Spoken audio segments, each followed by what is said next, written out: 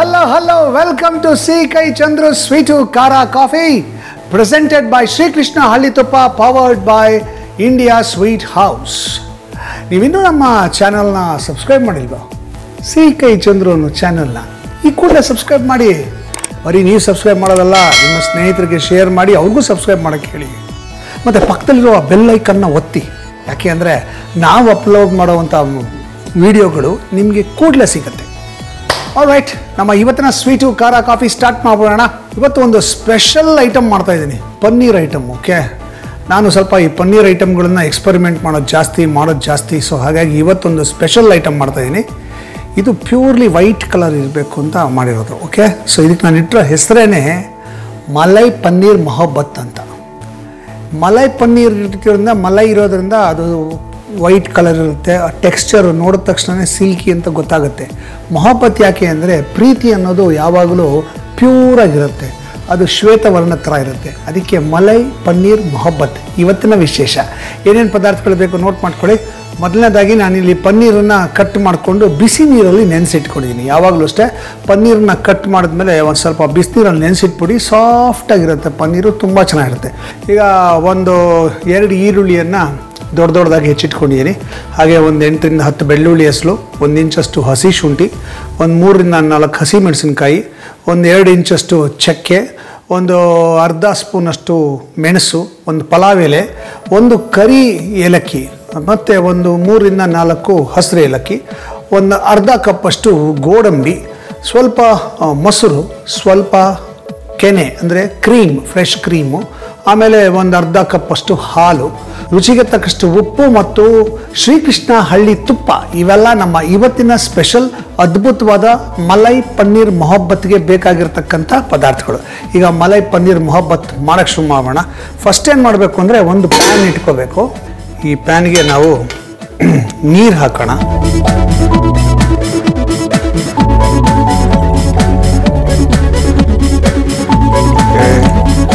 ನೀರು ಹಾಕಿ ಇದಕ್ಕೆ ಹಸಿಮೆಣಸಿನ್ಕಾಯಿ 1, 2, 3, 4 ಹಸಿಮೆಣಸಿನ್ಕಾಯಿ, 2 ಇಂಚಷ್ಟು ಚಕ್ಕೆ,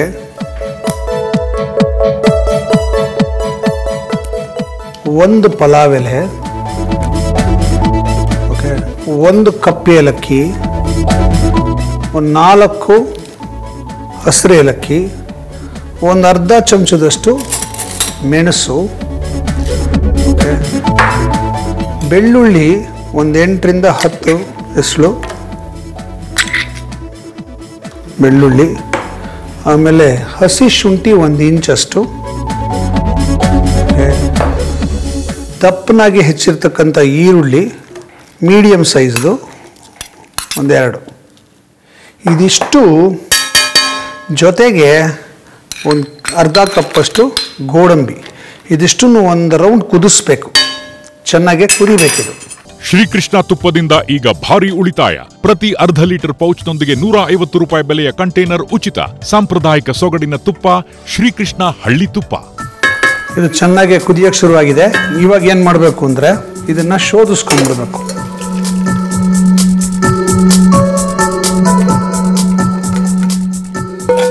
ಪರ್ಫೆಕ್ಟ್. ಇದನ್ನು ಶೋಧಿಸ್ಕೊಂಡು ಈ ಪಲಾವ್ ಎಲೆ ಇದೆಯಲ್ಲ, ಇದನ್ನು ತೆಗೆದ್ಬಿಡ್ಬೇಕು.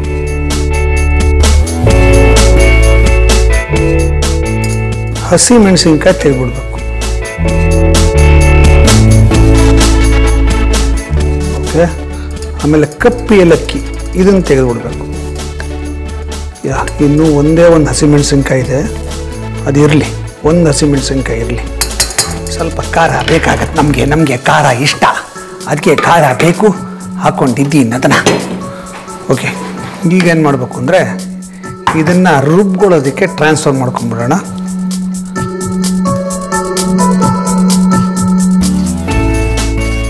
ಈಗ ಇದನ್ನು ನುಣ್ಣಗೆ ರುಬ್ಕೋಬೇಕು. ಓಕೆ, ಇದು ರುಬ್ಕೊಂಡಿದ್ದಾಯಿತು. ಈಗ ಇನ್ನೊಂದು ಪ್ಯಾನ್ ತಗೊಂಡು ಪ್ಯಾನ್ಗೆ ಶ್ರೀಕೃಷ್ಣ ಹಳ್ಳಿ ತುಪ್ಪವನ್ನು ಬಳಸೋಣ. ಒಂದು 3 ಚಮಚ ಹಾಕ್ತೀನಿ. 1, 2, 3 ಈಗ ಶ್ರೀಕೃಷ್ಣ ಹಳ್ಳಿ ತುಪ್ಪನವರು ಒಂದು ಸ್ಪೆಷಲ್ ಆಫರ್ ಬಿಟ್ಟಿದ್ದಾರೆ. ನೀವು ಅರ್ಧ ಲೀಟರ್ ಶ್ರೀಕೃಷ್ಣ ಹಳ್ಳಿ ತುಪ್ಪನ ತಗೊಂಡ್ರೆ ನಿಮಗೆ ಫುಡ್ ಗ್ರೇಡ್ ಪ್ಲಾಸ್ಟಿಕ್ ₹250 ವರ್ತ್ ಒಂದು container, food grade plastic container ಫ್ರೀಯಾಗಿ ಸಿಗತ್ತೆ. ಸೊ ಈಗ ಕೂಡಲೇ ಹೋಗಿ ಅಂಗಡಿಗೆ ಒಂದು 500 ಗ್ರಾಮಿನ ಶ್ರೀಕೃಷ್ಣ ಹಳ್ಳಿ ತುಪ್ಪ ಕೊಂಡ್ಕೊಳ್ಳಿ, ಜೊತೆಗೆ ಒಂದು ಪ್ಲಾಸ್ಟಿಕ್ ಕಂಟೈನರ್ನ ಮನೆಗೆ ತೊಗೊಂಬನ್ನಿ. ನಾವು ರುಬ್ಕೊಂಡಿರುವ ಈ ಪೇಸ್ಟನ್ನು ಹಾಕ್ಬಿಡೋಣ.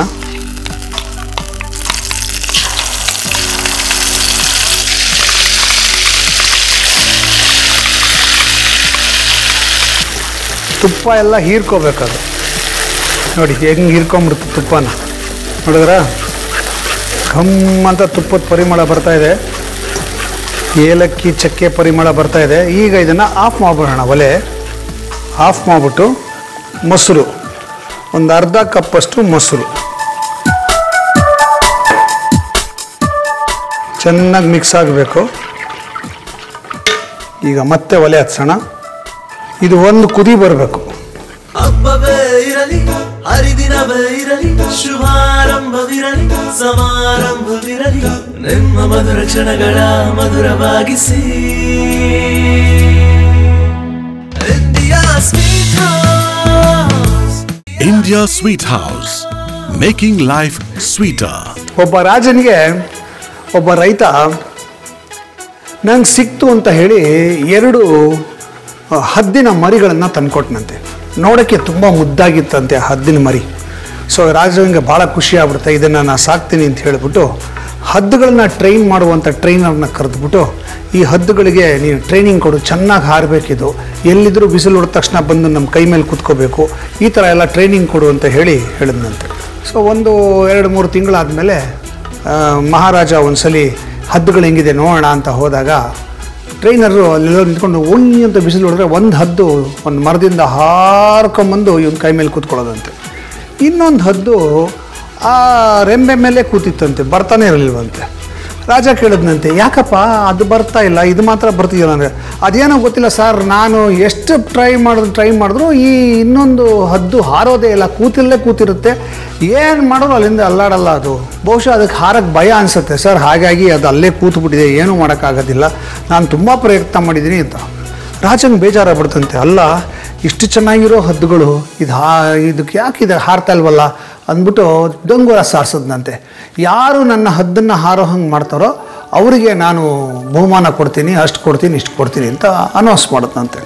ಭಾಳ ಜನ ಬಂದ್ರಂತೆ, ಯಾರು ಏನು ಮಾಡಿದ್ರು ಹದ್ದು ಹಾರಲೇ ಇಲ್ವಂತೆ. ಈ ಒಂದು ಹದ್ದು ಮಾತ್ರ ಎಲ್ಲ ಕಡೆ ಹಾರೋದಂತೆ, ಅದು ಮಾತ್ರ ಹಾರ್ತಾ ಇರಲಿಲ್ವಂತೆ, ಹಂಗೆ ಕೂತಿರೋದಂತೆ ರೆಂಬೆ ಮೇಲೆ. ಆಗ ರೈತ ಬಂದಂತೆ, ಯಾರು ಹದ್ದಿನ ಮರಿ ಕೊಟ್ಟಿದ್ನೋ ಅದೇ ರೈತ ಬಂದಂತೆ. ಬಂದು ಮಹಾರಾಜನಿಗೆ, ನಾನು ಇದನ್ನು ಹಾರಿಸ್ತೀನಿ, ನೀವು ಇವರು ಅರಮನೆಗೆ ಹೋಗಿ ಸಾಯಂಕಾಲ ಹಂಗೆ ಬನ್ನಿ, ಅಷ್ಟೊಂದು ಹಾರ್ತಾ ಇರುತ್ತೆ ಅಂತ ಹೇಳೋದಂತೆ. ರಾಜ ಅರಮನೆಗೆ ಹೋಗಿ ಸಾಯಂಕಾಲ ಬಂದರೆ ಹದ್ದು ಹಾರ್ತಾ ಇತ್ತಂತೆ, 2 ಹದ್ದು. ಖುಷಿಯಾಗ್ಬಿಡ್ತಂತೆ ಈ ರಾಜಂಗೆ. ಅಲ್ಲಪ್ಪ, ಎಷ್ಟು ಜನ ಪ್ರಯತ್ನ ಮಾಡಿದ್ರು ಆ ಹದ್ದನ್ನು ರೆಂಬೆಯಿಂದ ಹಾರಿಸೋಕ್ಕೆ ಆಗಲೇ ಇಲ್ಲ, ನೀನು ಹೆಂಗೆ ಹಾರಿಸ್ದೆ ಅಂದರೆ, ಭಾಳ ಸುಲಭ ಸರ್, ಅದು ಕೂತಿತ್ತಲ್ಲ ರೆಂಬೆ, ಅದನ್ನು ಕಟ್ ಮಾಡಿಬಿಟ್ಟೆ ಹಾರ್ಕೊಂಡ್ಬಿಡ್ತಾ ಅದ್ರ ಪಾಡಿಗೆ ಅದು ಅಂತ. ಯಾಕೆ ಈ ಕತೆ ಹೇಳಿದೆ ಅಂದರೆ, ಎಷ್ಟೋ ಸಲ ನಾವು ಮುಂದೆ ಏನಾಗುತ್ತೋ ಆಗುತ್ತೋ ಇಲ್ವೋ ಅನ್ನೋ ಅನುಮಾನದಲ್ಲಿ ನಿಂತಲ್ಲೇ ನಿಂತಿರ್ತೀವಿ. ನಾವು ಮಾಡಬೇಕಾದ ಕೆಲಸ ಮಾಡೋದೇ ಇಲ್ಲ, ಆಗತ್ತೆ ಅಥವಾ ಇಲ್ಲ, ಎರಡೇ ರಿಸಲ್ಟ್ ಇರೋದು. ಪ್ರಯತ್ನ ಮಾಡಬೇಕು, ರಿಸ್ಕ್ ತಗೋಬೇಕು, ಆವಾಗಲೇ ಸಕ್ಸಸ್ ಸಿಗೋದು. ಸೊ ಹಾರಬೇಕು ಅಂತ ಇದ್ದರೆ ಭಯ ಬಿಟ್ಟು ಹಾರಬೇಕು. ನೀವು ಹಾರ್ತೀರಾ, ಬೀಳಲ್ಲ ಕೆಳಗಡೆ, ಮೇಲಕ್ಕೆ ಹೋಗ್ತೀರ, ಸಖತ್ತಾಗಿ ಏರ್ತೀರ ಮೇಲಕ್ಕೆ. ಎನಿವೆ, ಈಗ ಚೆನ್ನಾಗಿ ಕುದೀತಾ ಇದೆ ಅಲ್ವಾ, ಈಗ ಇದಕ್ಕೆ ಸ್ವಲ್ಪ ಹಾಲು ಹಾಕೋಣ. ಸೊ ನಾನೇನು ಮಾಡ್ತೀನಿ, ಇದಕ್ಕೇ ಒಂದು ಸ್ವಲ್ಪ ಹಾಲು ಹಾಕ್ಕೊಂಡು ಚೆನ್ನಾಗಿ ಮಿಕ್ಸ್ ಮಾಡಿಕೊಂಡು ಅದನ್ನು ಅದಕ್ಕೆ ಹಾಕ್ಬಿಡ್ತೀನಿ.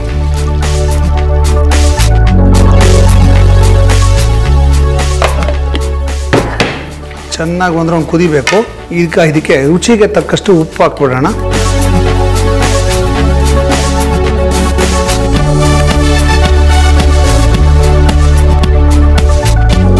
ಮತ್ತೊಂದು ರೌಂಡ್ ಕುದಿ ಬರಬೇಕಿದು.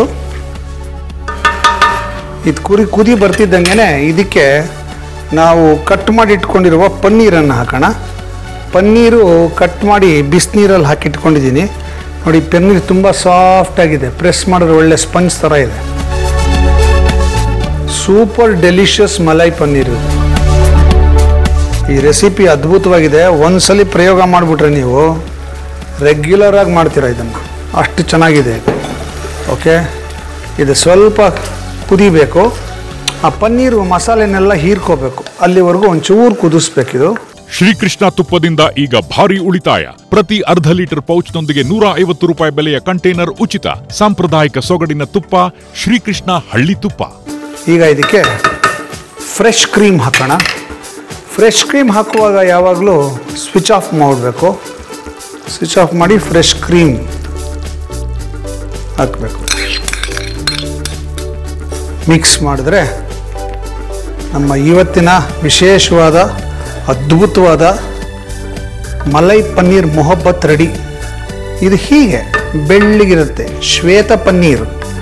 ಇದನ್ನು ಚಪಾತಿ ಜೊತೆಗೆ, ಪರಾಟ ಜೊತೆಗೆ, ರೋಟಿ ಜೊತೆಗೆ, ಯಾವುದ್ರ ಜೊತೆಗೆ ನೆಂಚ್ಕೊಂಡು ತಿಂದರೂ ಸೂಪರಾಗಿರುತ್ತೆ. ಘಮ್ ಅಂತ ಪರಿಮಳ ಇರುತ್ತೆ, ತಿನ್ನೋಕ್ಕೆ ಫಸ್ಟ್ ಕ್ಲಾಸ್ ಆಗಿರುತ್ತೆ. ಈಗ ಇದನ್ನು ಟೇಸ್ಟ್ ಮಾಡಬೇಕು ಅಂದರೆ ಒಂಚೂರು ತಯಾರಿ ಮಾಡ್ಕೋಬೇಕು. ಅಷ್ಟರಲ್ಲಿ ನಿಮ್ಮೆಲ್ರಿಗೂ ಒಂದು ರೀಕ್ಯಾಪ್ ನೋಡ್ಕೊಂಬನ್ನಿ. ಮಲೈ ಪನ್ನೀರ್ ಮೊಹಬ್ಬತ್ ಮಾಡೋದು ತುಂಬಾನೇ ಸುಲಭ ರೀ. ಪ್ಯಾನ್ ತಗೊಳ್ಳಿ, ಅದರಲ್ಲಿ ನೀರ್ ಹಾಕ್ರಿ, 4 ಹಸಿಮೆಣಸಿನಕಾಯಿ ಹಾಕಿ, 1 ಇಂಚು ಚಕ್ಕೆ, 1 ಪಲಾವ್ ಎಲೆ, 1 ಕಪ್ ಏಲಕ್ಕಿ, ಜೊತೆಗೆ 4 ಚಿಕ್ಕ ಹಸಿರು ಏಲಕ್ಕಿ, 1 ಅರ್ಧ ಚಮಚ ಕಾಳ್ಮೆಣಸು, 8 ರಿಂದ 10 ಹೆಸರು ಬೆಳ್ಳುಳ್ಳಿ, ಹಸಿ ಶುಂಠಿನೂ ಜಂಪ್ ಮಾಡುತ್ತೆ. ದಪ್ಪಗೆ ಹೆಚ್ಚಿರೋ ಈರುಳ್ಳಿ 1-2 ಹಾಕ್ಬಿಡಿ. ಜೊತೆಗೆ ಅರ್ಧ ಕಪ್ ಗೋಡಂಬಿ ಹಾಕಿ ಚೆನ್ನಾಗಿ ಕುದಿಸಿ. ಕೊತ್ಕೋತಾ ಅಂತ ಕುದಿಯುತ್ತಲ್ಲ, ಕುದ್ದ ಪದಾರ್ಥನೆಲ್ಲ ಬಸ್ಕೊಂಡು ಬಿಡಿ. ಆಮೇಲೆ ಬೆಂದೋಗಿದೆಯಲ್ಲ ಪದಾರ್ಥ, ಅದರಿಂದ ಹಸಿರು ಮೆಣಸಿನಕಾಯಿನೂ ತೆಗೆದು ಬಿಡ್ರಿ, ಪಲಾವ್ ಎಲೆನ್ ತೆಗೆದು ಬಿಡಿ, ಕಪ್ಪೇಲಕ್ಕಿನೂ ತೆಗೆದು ಬಿಡಿ. ಉಳಿದಿರೋ ಪದಾರ್ಥಗಳನ್ನೆಲ್ಲ ಮಿಕ್ಸಿ ಜಾರಿಗೆ ಹಾಕ್ಬಿಟ್ಟು ನುಣ್ಣಗೆ ರುಬ್ಕೊಂಡ್ಬಿಟ್ಟು, ಇನ್ನೂ 1 ಪ್ಯಾನ್ ತಗೊಂಡು 3 ಚಮಚ ನಮ್ಮ ಹೀರೋ ಶ್ರೀಕೃಷ್ಣ ಹಳ್ಳಿ ತುಪ್ಪ ಹಾಕಿ ಬಿಸಿ ಮಾಡಿ. ರುಬ್ಬಿರೋ ಮಸಾಲೆಯ ಪೇಸ್ಟ್ ಅದಕ್ಕೆ ಹಾಕಿ ಕೆದಕ್ತಾ ಇದ್ರೆ ಸಖತ್ ಘಮ ಅನ್ನತ್ತೆ ಅಲ್ಲ. ಈಗ ಒಲೆ ಆರಿಸಿ ಆ ಮಿಶ್ರಣಕ್ಕೆ ಮೊಸರು ಹಾಕ್ಬಿಟ್ಟು ಚೆನ್ನಾಗಿ ಮಿಕ್ಸ್ ಮಾಡಿ. ಒಲೆನ ಮತ್ತೆ ಹಚ್ಚಿ ಸಣ್ಣ ಉರಿನಲ್ಲಿ ಕುದಿಸಿ ಕೆದಕ್ತಾ ಇರಿ. ಸ್ವಲ್ಪ ಹಾಲು ಹಾಕ್ಬಿಡಿ. ರುಚಿಗೆ ಸರಿ ಹೋಗುವಷ್ಟು ಉಪ್ಪು ಹಾಕಿ, ಮತ್ತೆ ಸ್ವಲ್ಪ ದೊಡ್ಡದಾಗಿ ಕತ್ತರಿಸಿ ಬಿಸಿನೀರಲ್ಲಿ ಹಾಕಿ ಇಟ್ಟಿದಿರಲ್ಲ ಪನ್ನೀರು, ಅದನ್ನ ಹಾಕಿ ಮಸಾಲೆನಲ್ಲಿ ಅದನ್ನ ತೇಲ್ಸಿ ಮುಳುಗಿಸಿ ಮಿಕ್ಸ್ ಮಾಡಿ. ಆಗ ಒಲೆ ಆರಿಸಿ ಫ್ರೆಶ್ ಕ್ರೀಮ್ ಹಾಕ್ರಿ. ಈಗ ರೆಡಿ ಆಗಿರೋ ಮಲೈ ಪನ್ನೀರ್ ಮೊಹಬ್ಬತ್ತನ್ನ ತಟ್ಟೆಗೆ ಹಾಕೊಂಡು ಚಪಾತಿನೋ ರೊಟ್ಟಿನೋ ಜೊತೆ ಸೇರಿಸ್ಕೊಂಡು ನೆಂಚ್ಕೊಂಡು ತಿಂದು ತೇಗ್ರಿ. ಪರೋಟ ಜೊತೆ ಟ್ರೈ ಮಾಡ್ತಾ ಇದ್ದೀನಿ. ಕೇರಳ ಪರೋಟ. ನಿಮಗೆ ಗೊತ್ತಾ, ನಮ್ಮ ಸ್ವೀಟು ಖಾರ ಕಾಫಿಯಲ್ಲಿ ನಾವು ಶ್ರೀಕೃಷ್ಣ ಹಳ್ಳಿ ತುಪ್ಪ ಹೊಸ ರುಚಿ ಅಡುಗೆ ಸ್ಪರ್ಧೆಯನ್ನು ಮಾಡ್ತಾ ಇದ್ದೀವಿ. ನೀವು ಶ್ರೀಕೃಷ್ಣ ಹಳ್ಳಿ ತುಪ್ಪನ ಬಳಸಿ ಯಾವುದಾದ್ರೂ ಒಂದು ಹೊಸ ರುಚಿನ ಕಂಡುಹಿಡಿದಿದ್ರೆ ಅದು ರೆಸಿಪಿನ ನನಗೆ ಕಳಿಸಿ. ನಾನು ಇಲ್ಲಿ ಉತ್ತಮವಾಗಿರೋ ರೆಸಿಪಿನ ಮಾಡ್ತೀನಿ. ಹಾಗೆಯೇ ಕಳಿಸಿದವ್ರಿಗೆ ನಾನು ಶ್ರೀಕೃಷ್ಣ ಹಳ್ಳಿ ತುಪ್ಪದ ವತಿಯಿಂದ ಒಂದು ಗಿಫ್ಟ್ ಕೂಡ ಕೊಡ್ತೀನಿ. ನೀವು ನಿಮ್ಮ ಹೊಸ ರುಚಿಯ ರೆಸಿಪಿನ ಕಳಿಸೋದಕ್ಕೆ ನಮ್ಮ ವಾಟ್ಸಪ್ ನಂಬರ್ ನೋಟ್ ಮಾಡ್ಕೊಳ್ಳಿ, 9034262824. ಆಮೇಲೆ ಇನ್ನೊಂದು ವಿಷಯ, ನಿಮಗೆ ನಮ್ಮ ಇವತ್ತಿನ ವಿಡಿಯೋ ಲೈಕ್ ಆಗಿದ್ರೆ ದಯವಿಟ್ಟು ಲೈಕ್ ಮಾಡಿ, ಕಮೆಂಟ್ ಮಾಡಿ. ಅಷ್ಟೇ ಅಲ್ಲ, ನಿಮ್ಮ ಸ್ನೇಹಿತರಿಗೆ, ರಿಲೇಟಿವ್ಸ್ಗೆಲ್ಲ ನಮ್ಮ ಚಾನಲ್ನ ಸಬ್ಸ್ಕ್ರೈಬ್ ಮಾಡೋಕ್ಕೆ ಫಾರ್ವರ್ಡ್ ಮಾಡಿ, ಶೇರ್ ಮಾಡಿ. ಓಕೆನಾ? ಸೊ ನೀವು ಸಿಹಿ ಕೈ ಚಂದ್ರು ಚಾನಲ್ನ ಇನ್ನೂ ಸಬ್ಸ್ಕ್ರೈಬ್ ಮಾಡಿದರೆ ಕೂಡಲೇ ಸಬ್ಸ್ಕ್ರೈಬ್ ಮಾಡಿ. ಪಕ್ಕದಲ್ಲಿರೋ ಬೆಲ್ ಐಕನ್ ಒತ್ತಿ. ಯಾಕೆ ಅಂದರೆ ನಾವು ಅಪ್ಲೋಡ್ ಮಾಡೋ ವಿಡಿಯೋಗಳು ನಿಮಗೆ ಫಸ್ಟ್ ಸಿಗಬೇಕಲ್ಲ, ಅದಕ್ಕೆ. ಈಗ ಟೇಸ್ಟ್ ಮಾಡೋಣ. ಪನ್ನೀರ್ ಸಾಫ್ಟಾಗಿದೆ. ಓಹೋ ಬಿಸಿ ಬಿಸಿಯಾಗಿ.